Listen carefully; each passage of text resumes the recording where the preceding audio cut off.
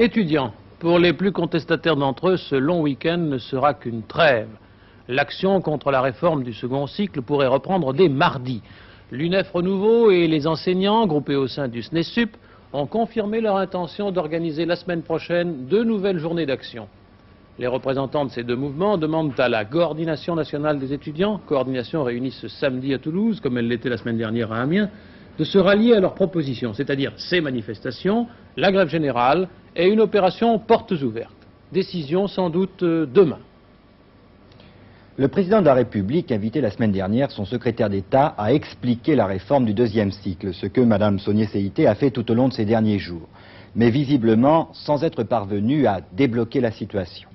Les étudiants grévistes sont décidés à durcir le mouvement jusqu'au retrait de l'arrêté du 16 janvier. Ils ont reçu l'appui des présidents d'université, ce qui n'est pas négligeable.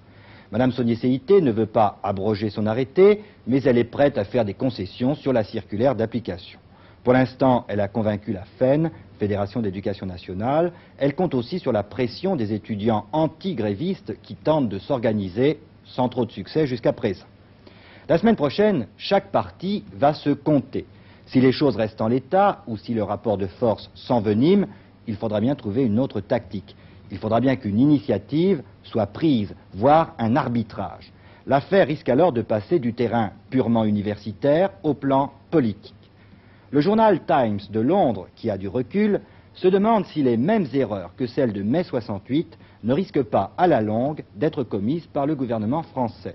Le quotidien de Londres juge en tout cas cette affaire, je le cite, comme une mise à l'épreuve de la capacité du président Giscard d'Estaing de prendre en main une situation explosive. Il faudra donc attendre quelques jours pour savoir si la situation est réellement explosive.